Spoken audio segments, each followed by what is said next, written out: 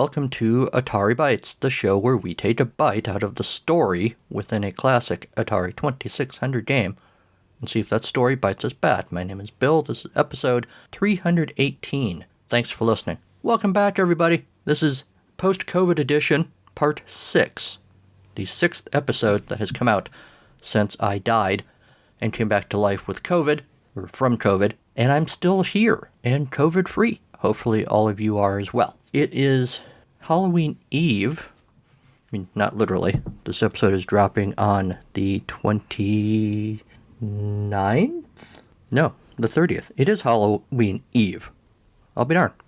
Or wait, is the 31st technically Halloween Eve? All Hallows Eve? Or is the 30th? I'm very confused now. 'Cause you're a dumb turkey. If you Google All Hallows Eve, mostly what you get are links to a movie called All Hallows Eve that came out in 2013. But according to an article that came out in 2020 on CNN.com titled All Hallows Eve, History and Meaning Behind the Holiday, the word Halloween is derived from All Hallows Eve, which falls on October 31st. The day before, October 31st, Hallows Eve marking the day before All Saints' Day on November 1st. Halloween itself comes from an ancient pagan festival celebrated by Celtic people over 2,000 years ago called Samhain, meaning summer's end. Woo, pagans! They believed the festival was a time when the dead could walk among the living. Well, I think we've all seen that, haven't we?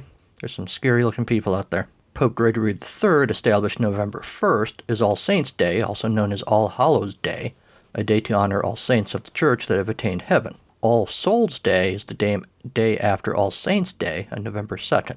Together, All Hallows' Eve, All Saints' Day, and All Souls' Day make up All Hallowtide. All right, well, the more you know. At any rate, it's October 30th as this episode is going out, which is just a day. No, you know what? It's better than just a day. It is the day that Atari Bytes is released. It is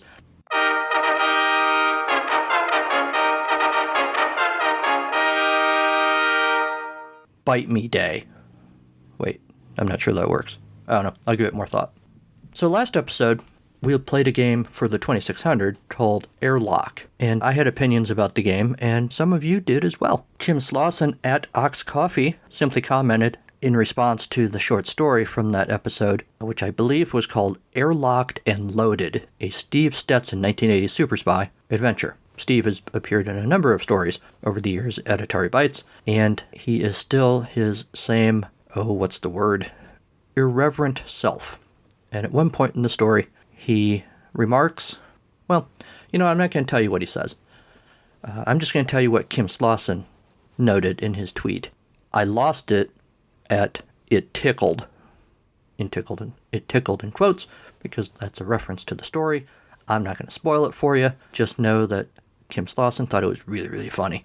So if you haven't listened to that episode yet, go listen. If you listened and you missed it, go listen again, making sure to download it again. And if you haven't listened at all, go download it and listen. And which I think I said already. But if you've listened to it already, and you know what I'm talking about, you know what, go listen to it again anyway. Again, making sure to download it anew every time. So thanks for that, Kim. I also heard from Ballistic Coffee Boy, coffee being a tweeter, being a tweeter theme, apparently, in the feedback this week. Ballistic Coffee Boy at Ballistic Coffee, who simply said, regarding Airlock, this game is on my top worst Atari 2600 games list. LOL, but I enjoy your show and must watch anyway. Keep up the great work. Thanks for that, Ballistic Coffee. I remarked something to the effect of, it hurts me to make people listen to episodes about terrible games, but we do what we must. He remarked, taking one for the team, are we? Well, we appreciate it. As a fellow writer, I enjoy your podcast. Again, thank you. Keep the feedback coming. Our friends over at Into the Vertical Blank podcast, which I'm sure a lot of you are listening to already, but if you're not, you should be. They responded to this whole Airlock thing. So you suffered through Airlock. I think I wrote this review 5 years ago, and then he quotes from a review that he's written. The graphics are terrible. And by terrible, I don't mean by NES or PlayStation 4 standards.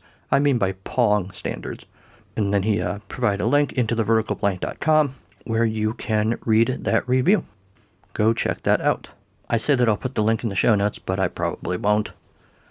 Just go to intoverticalblank.com and check out the stuff they have over there. This appeared in Atari in the Wild number 2, 2600, 5200, 400, 800 XL XE cards, posted on March 12th, 2017. Thanks one and all for the feedback. Keep the feedback coming, everybody. You can follow Atari Bytes at Atari Bytes over on Twitter, or on Instagram, or on Facebook.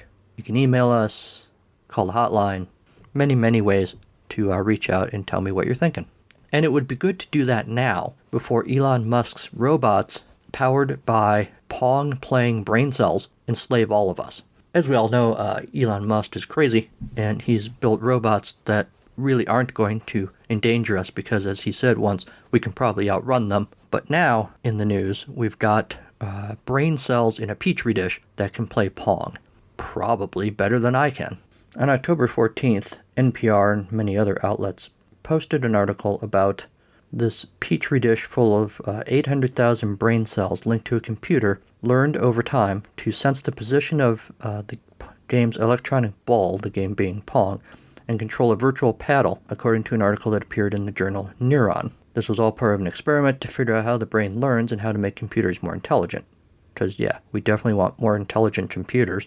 Have none of you guys watched a science fiction movie ever? Quoting Brett Kagan, an author of the study and chief scientific officer at Cortical Labs in Melbourne, Australia, we've made huge strides with silicon computing, but they're still rigid and inflexible. There's something we don't see. That's something we don't see with biology. Both computers and people, I'm not quoting here, it's just according to the article. Both computers and people can learn to make a cup of tea, but people can generalize what they've learned in a way computers can't. Basically, the analogy is, you could go to an unfamiliar house and figure out how to find the ingredients and make the tea. A very powerful computer would struggle to do the same thing in an environment that's not familiar. In this simplified version of the Pong game, there was a single paddle on the left side of the virtual table, and the ball would carom off the other side until it evaded the paddle. To allow the brain cells to play the game, the computer sent signals to them indicating where the bouncing ball was. At the same time, it began monitoring information coming from the cells in the form of electrical pulses. They took that information and allowed it to influence the Pong game that they were playing, so they could move the paddle around. Over time, the cells began to learn to generate patterns of electrical activity to move the paddle in front of the ball. The rallies got stronger, the brains never got very good at the game, but the human cells would do slightly better than the mouse cells. Yeah, eat it, mice. The article doesn't say if they're ever going to try, like, I don't know, Pac-Man, or maybe they could figure out that E.T. game. That might be good. So there you go. I will be producing the Petri Dish Brain Cells Pong podcast. All right. Well, moving on from one creepy thing to another creepy thing, we have this week's game. This week's game is Midnight Mutants for the Atari 7800 from Atari, 1990. We're all the way up to the space year of 1990. We're like, it's practically present day. We have a manual with a front cover that has a great big full moon in the sky, and clouds and bats, and for some reason, Grampa Munster. We're told that it's Midnight Mutants, featuring Grampa. All right. We're told that on a strange Halloween night on October 31st, 1747, the cold October wind rattled through the bare branches. Jonathan Hartman, Witchfinder General, thought it sounded like the clatter of dead bones. He pulled his high collar snug against the cold as he and his small party crossed the hard ground. They were all quiet, save one, Dr. Evil. His hands bound behind his back, screeched and shouted as he was escorted to his death. "You're all going to pay!" His voice squeaked like the rusted hinges of the door of a crypt. "Each and every one of you!" he shouted, looking around at his captors. His mouth was frozen into a twisted grin. His eyes glowed feral red. There was no doubt in the Witchfinder's mind that Dr. Evil was a powerful warlock. "Don't fight it," Witchfinder General whispered. "It's God's will." Dr. Evil laughed. Then abruptly he glared at the Witchfinder. "You're going to pay most of all." For some reason when I read that, I think of the Wicked Witch of the West saying, "I'll get you, my pretty, and your little dog, too." Sorry, back to the story. It took 3 men to tie him to the stake. He fought with demonic strength, screaming and cursing and prophesying. Jonathan Hartman crossed himself, looked heavenward, then lit the pyre. October 31st, 1992. Jimmy was in luck. His parents had been called away on a business trip, so he got to spend the week with Grandpa. It wasn't just any week, though. It was Halloween week, and Jimmy didn't know anyone who was more fun at Halloween than his grandpa. His grandpa celebrated Halloween like most people celebrated Christmas. He decorated the house, but just for family and friends, and worked in his laboratory, creating special elixirs and potions. Jimmy liked watching his grandpa at work in the lab, even though he didn't know what his grandpa was up to. He enjoyed watching him add carefully measured quantities to bubbling vats and beakers of green and gray liquid. But this year something was different. His grandpa seemed troubled as he frantically mixed and refined his potions. "Are we going to get a pumpkin?" Jimmy asked, afraid his grandpa had forgotten. Grandpa placed the beaker he'd been examining on the counter and gave the boy's shoulder a warm squeeze. "Of course," he said. "Get your coat." It was dusk when they arrived at Lansdale's Pumpkin and Squash Patch. Though it was Halloween evening, there were still a lot of pumpkins to choose from. Jimmy got down on his hands and knees and examined each one carefully, looking for the perfect carving pumpkin. Suddenly, an enormous pumpkin that had been part of Lansdale's Halloween display exploded. Grandpa ran to Jimmy's side. Neither could believe what they were seeing. In the spot where the pumpkin had been stood a tall, slender man dressed in antique clothing. He was outlined in blue flames, and his hair moved on its own, twisting and turning in the night air, like the living locks of Medusa. Jimmy suddenly understood why his grandpa had been so agitated. He had sensed the evil in the air. "I said that I'd be back," Dr. Evil growled. He looked at the confused expression on the old man's face. "You don't know me," he continued, "but your great-great-grandfather did.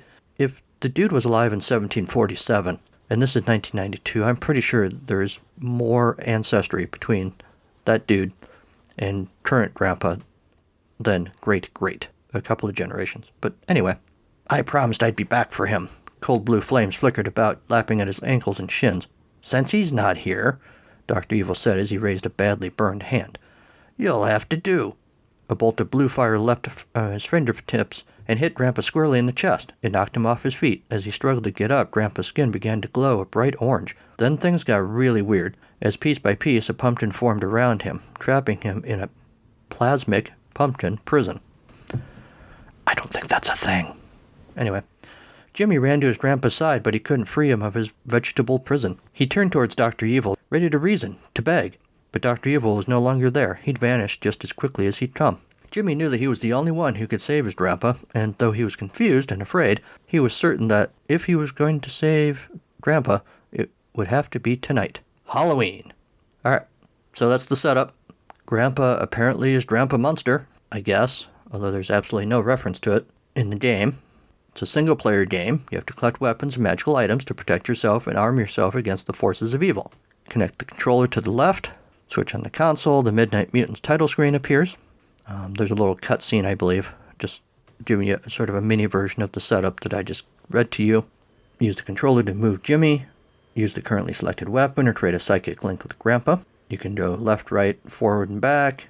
The left fire button activates the currently selected weapon. The right button is used to contact Grandpa, with which you have a powerful psychic link, even though he's trapped in his plasmic prison. From time to time, if Jimmy concentrates real hard, he can make psychic contact with Grandpa, and Grandpa gives you tips. Go this direction, go that direction, use this potion, do that, do this. The Grandpa screen also shows all of the items that you've collected. In order to use an item, it must be selected first. Only one item can be selected at a time. Brackets surround the currently selected item. To change the currently selected item, move the brackets using the controller until the bracket frame frames the desired item. Areas to explore. There's a fountain where you start at. There's a mansion. In the basement of the mansion is the lab, where you're going to find 3 useful items, including the knife, the blaster, and the key.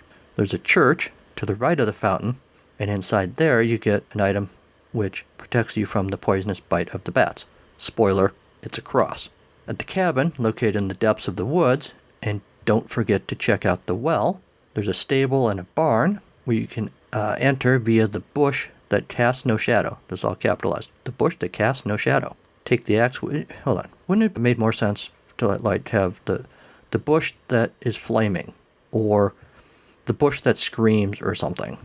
The bush that casts no shadow? Whatever. I don't like it from a writing standpoint. Take the axe with you when you enter the barn and watch out for hungry wolves. Oh, and the wolves, it's creepy too. When you get attacked by the wolves, the game just stops on the image of these wolves ripping out your intestines. Plenty creepy. There's a graveyard and a crypt. You need the key and the blaster with you when you go in there. There's a pumpkin patch. There's a fireplace and a cavern where you need a lantern and a powerful weapon, which they don't name, to explore the caverns, find the diamonds, below the cliffs, because of course there's diamonds. You can pause the game by pressing pause. You can return to the opening screen and restart the game by pressing, you got it, restart. All the while, there are bats and zombies and whatnot trying to kill you. The knife apparently does damage against the bats, although I really didn't see it when I was playing the game. The knives apparently don't do anything to the zombies, which seems odd to me. You also have to find the mutant bosses, and then finally Dr. Evil himself. No, not that one. At the bottom of the play screen is a status bar that lets you know how you're doing. There's a health bar. Don't let the monsters touch you. Any contact will lower your health. When the health gauge reaches 0, the game is over. There's also a blood gauge, which shows you a percentage of how pure your blood is. Pure blood being a troubling concept, but anyway. Bats and ravens inject impurities into your bloodstream. If they bite Jimmy, when blood purity reaches 0, the game is over.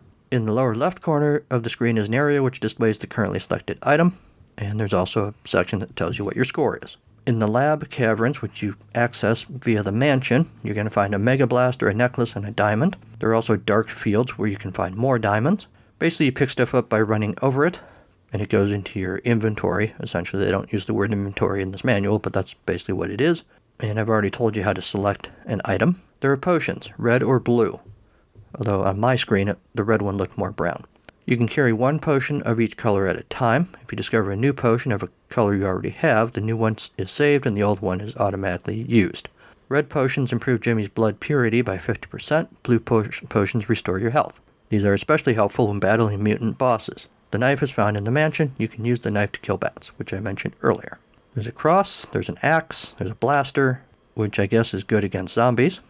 There's a key that you need to get into the crypt, or the grave of the graveyard. There's a lantern, there's a Mega Blaster, a necklace, a heart, which permanently purifies your blood as you track Dr. Evil, and diamonds that increase your health. During your quest, you have to battle huge, seemingly indestructible creatures known as mutant bosses. They each do have a weak spot that you must find. Hints: get the knife, cross, and axe first, because you need them to kill various things. Then get the blaster and the key. There's a warp hole just outside the cabin. Warp hole sounds naughty for some reason. I don't know why. The warp hole takes you to the corral. There's a song in there somewhere. Taking the warp hole to the corral. I don't know. Some musical sort out there can write a song for me for that. You must have the axe to fight the first boss inside the corral. The second boss is in the graveyard. You'll need the key to enter there, and the blaster or Mega Blaster to defeat the boss. You can't get the blaster until you've destroyed all the zombies in the basement. The key won't appear upstairs in the mansion until you've destroyed all the zombies in the bedroom. You need the necklace hidden in the shipwreck, they have not mentioned until now, before you can get the heart in the fountain to increase your power. Sometimes you can get more powerful weapons earlier in the game. As you become better, you'll be able to advance to areas more quickly and take shortcuts. The necklace is in the caverns by the lab, reached through the mansion basement. You'll need the lantern to enter the caverns to secure that before attempting to find the necklace. It's all very complicated. There's also a shipwreck which contains the necklace, which will allow you to go inside the fountain and get the heart. Points are earned for picking up items and destroying foes, but the ultimate goal is to destroy the mutant bosses one by one until you reach Dr. Evil. Destroying Dr. Evil will freeze Grampa from his plasmic prison. And that's it. There's not really a map in the manual. There was one page that had kind of a crude little drawing thing, but it really wasn't a helpful map of anything. I think the idea is you're supposed to sit there with a piece of paper and map things out for yourself, which is fine, I guess, but time-consuming. Maybe that's part of the fun. I don't know. I never played this game as a kid, but I certainly played games where you had to do that sort of thing, and it was fine. And that's apparently part of this game. And all of this together is how you play Midnight Mutants from Atari for the 7800, 1990. I'm not rich or famous. I'm not a movie star, rock icon, first responder, nurse, doctor, or anybody else whom we all look up to. I'm just a schnook. Just like Bill, I love to tell stories. Unlike Bill, though, I'm not creative enough to write my own, so I just tell my own real-life stories in this book read by the author style podcast, all about life lessons growing up, and every episode a segment about music. Music that I love, artists that I admire, and sometimes even my own music. You can find Autobiography of a Schnook on all your favorite podcast suppliers, or you can go to schnookpodcast.com. That's SCHNOOK podcast.com. And I firmly believe the good goes around, and I sincerely hope that Autobiography of a Schnook proves to be some good that goes around your way. Aside from the interesting note that the game features a likeness of Al Lewis, the actor who played Grampa Munster, even though the game really doesn't have anything to do with the Munsters, along with that, the other interesting bit of trivia about this game is that the game, along with Sentinel, was one of the last releases by Atari for the 7800. The game was developed by Radioactive Software, released by Atari. Features a large in-game environment with many locations, a background musical soundtrack, battles against boss enemies, and an animated introduction. In a retrospective review, Atari 7800 Forever gave the game a 4.5 out of 5, praising the humor, the approachable in-game menus, and excellent boss battles. Hardcore Gaming 101 calls this game one of the 7800's efforts to compete with games on the NES as sort of these Legend of Zelda type game, with sort of this sprawling map of things and stuff to find and whatnot. Just surviving the beginning of the game can be pretty rough, however, given how randomly enemies tend to spawn. In a nice touch, there's a lot of different varieties of zombies, like beheaded zombies that have their heads bounce when they move, or pumpkin-headed zombies that toss pumpkin projectiles at you, stuff like that. There's a note here that it's possible for Grampa to resurrect you, but the conditions for how exactly this happens are so obscure that even the internet isn't sure. I don't know about that. If anyone knows more about that than me, let me know. Given that you have only one life to spare and no way to record your progress, getting through the game without save states is pretty tricky. Having a map helps. The production values are great, given the hardware, with the animated intro that starts the game being especially impressive. I agree, I did like the animated intro. Disappointingly, the ending isn't nearly as good. There's an effort to give the game a varied soundtrack, although it's not great. The game does a decent job at filling a Zelda-shaped hole. It's a lot more compact, which is either a plus or a negative, depending on how you want to look at it. Atari Protos observes that Atari must have been trying to end the 7800 support with a bang because Midnight Mutants was one of the best games to ever grace the Super System. The game wasn't a true RPG, like Dragon Warrior or Final Fantasy, but was still a welcome surprise to 7800 owners who thought Atari had abandoned them, which they did immediately after releasing the game. Instead, the game is really what we'd call an action RPG, kind of like Legend of Zelda or Star Tropics. Midnight Mutants marks the first time that full-screen bosses were used in an Atari game. These bosses were huge and also incredibly detailed and really ghastly looking. If there's one flaw in the game, it's the lack of a save or password feature. The game isn't especially long, but very hard to beat in one sitting. All that's great, but really what we want to talk about is the Munsters. No, not the 2022 movie, The Munsters, which, I'll be honest, I had forgotten came and went in 2022 until I started doing some research for this episode. This was a reboot of the Munsters TV show following a family of monsters who moved from Transylvania to an American suburb. IMDb gave the movie 4.6 out of 10. The Munsters TV show ran from 64 to 66, about a family of friendly monsters that have misadventures, never quite understanding why people react to them so strangely. I think you can still find it like maybe on MeTV or maybe Nick at Night. I'm not sure if it's too old even for them at this point. It was still securely in reruns when I was a kid, and I'm sure that I watched it. I'm not quite old enough to have seen it when it originally aired, but I definitely saw the reruns. They are a weird but honest family. Herman is Frankenstein's monster, Lily and Grandpa are vampires, Eddie, their son, is a werewolf, Marilyn is their niece, and the only, quote, normal one, that is the, quote, ugly duckling of the family. Season 1 of The Munsters ran for 38 episodes, which is like a whole series for some shows now on streaming channels. Season 2 had 32 episodes. The entire show was in black and white, quickly picked up for syndication. There have been many efforts to reboot or relaunch it, even before the recent Rob Zombie 2022 movie. There was a movie, Munster Go Home, in 1966, an animated TV movie in 1973, a film called The Munsters Revenge in 1981, featuring robot versions of the original characters. Well, that sounds like a wonderful idea. Grandpa Munster, played by Al Lewis, became a breakout character. He often appeared on other shows as the character, though just called Grandpa to avoid infringing on Munster's trademark. I think we're getting a better idea why he appears in this game. Famously, he would host Super Scary Saturday on the TBS Superstation. Oh, I'd forgotten about that. Featuring showings of new and classic horror movies. The most successful reboot so far was in 1988. The Munsters Today. This show updated the setting, featured a new cast, and was in color. It made it 3 seasons. A TV movie in 1995 called Here Comes the Munsters, followed by 1996's The Munsters' Scary Little Christmas. The final, until the 2022 movie, reboot effort was in 2012. Mockingbird Lane was broadcast on NBC, but it never got picked up as a series. People really want to bring this thing back. I'm not sure, because like I said, I've seen The Munsters, and it's fine for 1960s sitcom, which is a different animal than 2022 sitcom. So you have to approach it that way. But it's really not worth all these reboot attempts, in my opinion. That said, if any executives in Hollywood want to pay me to write a Munsters reboot, I'm willing to talk. Alright, while I'm waiting for the emails to come in from TV executives, let's do this.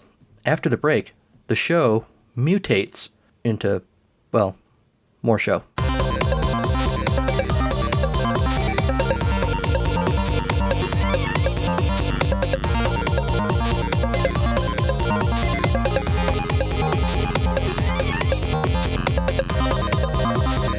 Hey Henry, have you ever heard of an old TV show called The Munsters?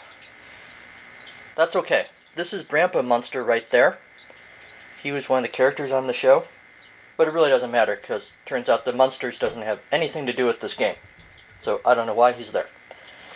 We're playing a game called Midnight Mutants? I suddenly blanked what the game was called. Midnight Mutants. And there are dead people in it, as you can see from what's on the screen there. But hopefully one of those dead people is not me. Though it probably will be. Let's try it out. Gratuitous headshot. Creepy opening screen there. We're told that's October 1747. Burn, witch! What the person is saying. I will return. October 1992. I'm back.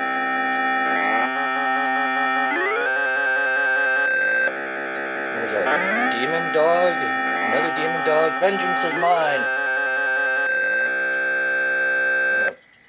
Pumpkin? Flaming Pumpkin? Oh man, I love the Flaming Pumpkins. I have all their CDs.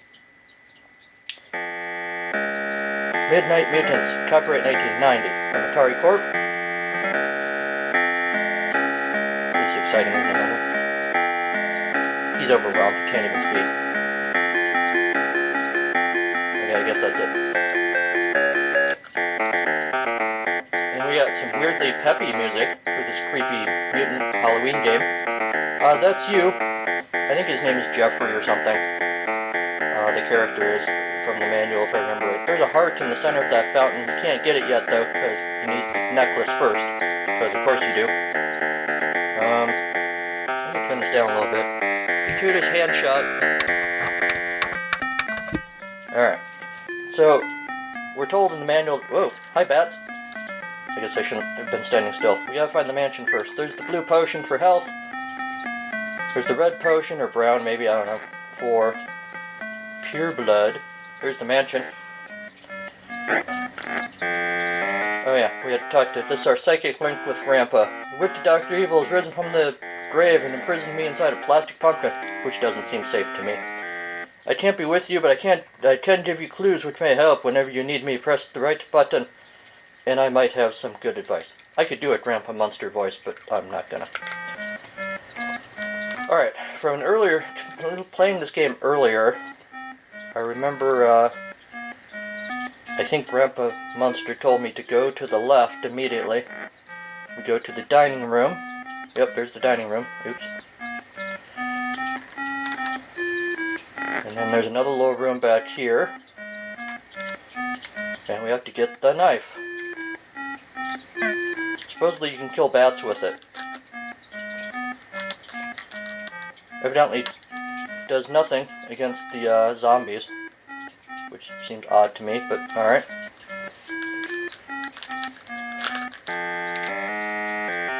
Now, Grampa Munster's telling us that a cross will protect you from the bats. We have to go to a church to find the cross, but don't worry, we're not going to live that long. I just threw a knife at that bat and he didn't die. I'm very confused. What do you think of the look of this game, Henry? Eh? What don't you like about it? I think there's other stuff we're supposed to find in the mansion, and now I'm dead. But I don't remember what.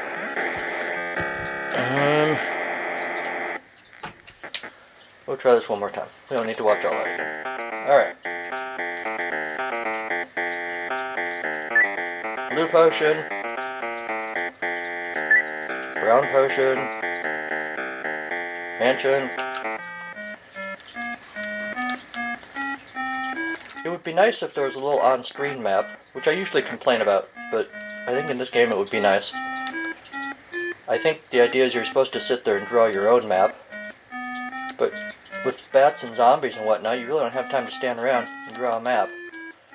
Alright, see, now in your inventory, you've got a knife, a potion, another potion. Yes, I know, Grandpa, the bat's gonna protect me, or the cross is gonna protect me. This course is Atari's attempt at sort of an epic, I don't know what the term is, ongoing game, as opposed to just a pick it up and play kind of game.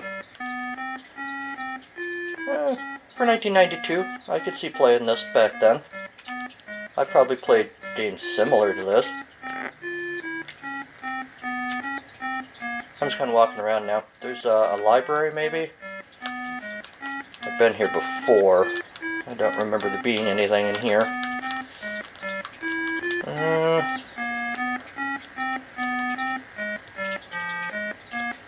Before I die again, I'm not going to try and finish this game during this field report. I'm just going to walk around outside and let you see what else is out here. Oh yeah, this freaked me out the first time. I just thought there was something wrong with the game. I'm sorry, this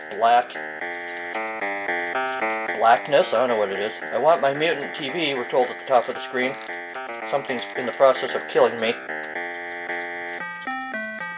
Damon spent much time in the crypt. Oh yeah, that was the crypt. The ultimate Halloween nightmare, Midnight Mutants. I don't know why all these little messages are popping up at the top of the screen. Dr. Evil, no, not that one. Dabbled in the occult. No kidding. I'm just going to walk through the forest. There's a sign that tells us to keep out. Private estate. There's a bridge. Love a good bridge. Wow, there's a long bridge. Whoa.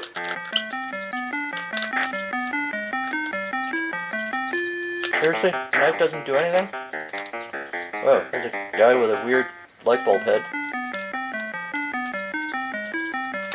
And the bridge just goes nowhere. Goes to some sort of a pier. Not sure what the point of this is. I'm about to die. That's okay. You're getting the idea. The goal, of course, is to collect all the objects. The necklace and the heart and whatnot. Find the key to there's a gate somewhere you gotta get into. And ultimately you gotta find Dr. Evil and fight him. And rescue Grandpa and save Halloween as we know it, or something. And now I'm dead. And here, next coming up is my favorite part of this game. Guess what? He says, you're dead! Hit reset to restart. But if you don't, hold on, because I think something happens if you just sit here for a second.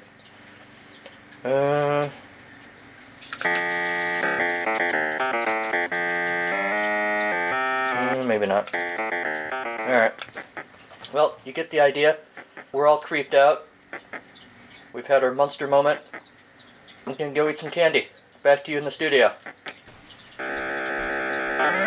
Hey Atari fans, this is Michael, one of the hosts of the Atari XEGS Cart by Cart podcast.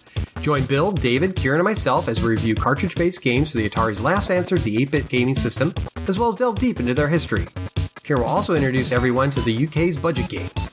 You can listen to us on iTunes, Stitcher, Google Play Music, Player FM, or from our website at xegs8bit.com. That's xegs, the number 8bit.com.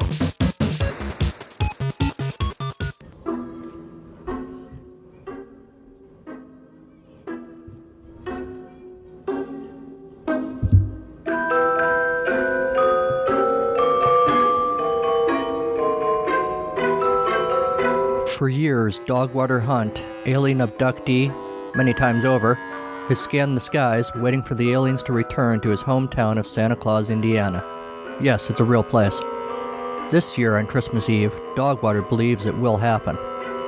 Dogwater's friend, Cameron Jones, a successful novelist, is struggling with writer's block. A talking goldfish, that's normal, isn't it? And a battle with his ex-wife over her plan to move to England with their 5-year-old daughter. Meanwhile, up at the North Pole, Santa himself has got his own problems. After centuries of being jolly, the constant tide of kids who believe, then don't anymore, is wearing on him. So he quits, hangs up the red suit, and is Kringle no more. Where does he go? Santa Claus, Indiana, obviously. The story of how these three men are thrown together is told in the novel In the Saint Nick of Time, written by the guy you've been listening to this whole episode. It's about time there was a Santa Claus story for adults, so he wrote one. Will these guys save Christmas? Probably. That's how these books work. But you gotta read it to find out how. Go to www.carnivalofgleekcreations.com for more information about the book and some of the places you can order it. Happy holidays!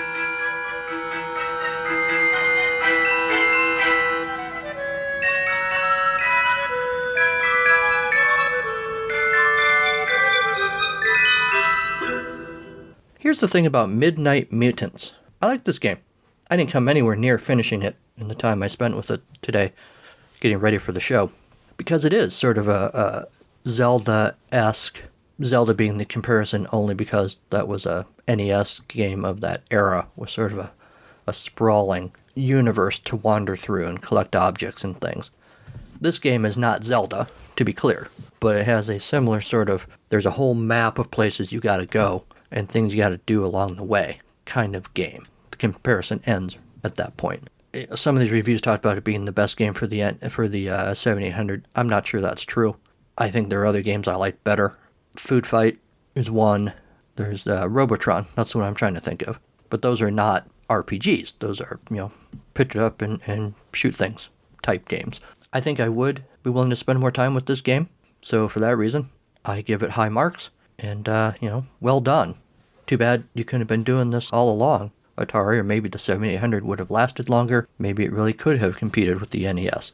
Although, I don't know. You still have those hardware limitations. If you guys have thoughts about Midnight Mutants, or if you can speculate what might have come next, now that Atari had headed down that road to this type of game, had the 7800 support continued, what might they have done next? Let me know. In the meantime, here's this thing.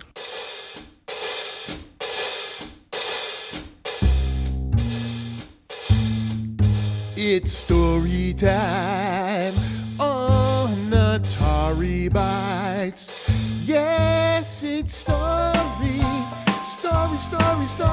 time with Bill. This week's story comes to us from Bad Poetry Corner. Midnight Mutants, a poem. Last time I saw midnight was just because the dog threw up, so ew. Does midnight magic fade with youth? Night owls tell us. Why midnight lust? Does daylight scare you? Is that just? Midnight is a time of its own. Midnight dwellers aren't made, they're grown. Normal by day, at night mutate. Quiet time, worries percolate. Given life and legs when we're alone. Rude guy at the late night drive-thru. Revved engine on your quiet block. Angry texts that leave you cold-cocked. Bitter folks who let venom spew, that in day's harsh sun wouldn't reach you. And worse still are the quiet hurts, the ones that make the demons flirt. These are the creatures midnight brings, on the calm nights vitriol sings. Good thing poems like this will alert. But midnight can have good vibes too. Some mutants are chaotic good. Great ideas take shape like carved wood. Late night chats run because time flew. Fun refuses to end. Woohoo! The goo that binds life runs slower. The mutants wade in. They lower the barriers. Let in what's next. Tossing and turning sure beats sex. Fear the midnight mutants? No, sir.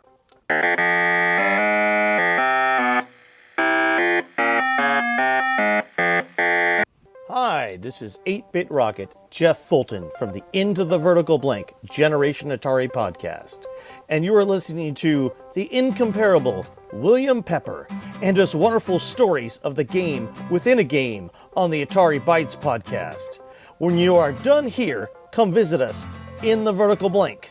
Now, back to Bill. And that's our show. Thanks to Kevin McLeod and Incompetech.com for Creative Commons use of his songs Reformat, Take a Chance, and Pinball Spring. Thanks to Sean Courtney for the Storytime theme. Midnight or any time of day, head over to Apple Podcasts and leave a 5-star review of this show. And I will send you some candy. I won't actually, but I'll say thanks. Email the show at ataribytes2016@gmail.com. Like the show on our Facebook page. Follow the show on Twitter at AtariBytes, or follow me personally at Carnival of Glee. Also, do please look us up on Instagram. You can call us too and leave your spooky messages on voicemail. 563-265-1978. Say whatever you like. You're not going to have to talk to me, and there's a pretty good chance I'll play your message on the show. Check out the website, www.carnivalofgleecreations.com, for information about this show, about my other show, It's a Podcast Charlie Brown, and about books that I've written that you can possess. Little treats for your trick-or-treat bag. All of that over there on the website. Consider supporting the show as well by signing up over there at patreon.com, where Atari Bytes has a page. You can also, by doing that, you can ensure my eternal gratitude, just like these guys. Michael Tyler, Jose Cazeta, Sean Courtney, M. West, Jeremy L., Mark Super, Jim Goebel, and Robert Ferguson. All right, we're about out of here. I got to go find my sexy podcaster costume to do my trick-or-treating. So all that's left is to tell you, next time on Atari Bytes, we're going to visit the 5200. I haven't done a 5200 game for a while, so we're going to do that. We've played this game on the show before, but not on the 5200. So, and I recently picked it up because I was compelled to do so. I'm not really sure why. The game is Congo Bongo. I don't remember being all that impressed with the port that I played on the show before, but I remember enjoying Congo Bongo in the arcade as a kid, so I have a certain amount of affection for it. So when I saw that I could get the 5200 port of Congo Bongo, of course I did, because as much as anyone, I liked wasting money. So I picked it up. We're going to check it out next episode, and life will be dandy. If you have thoughts about Congo Bongo in any form, let me know. And also, until next time, go play some old games. They've missed you.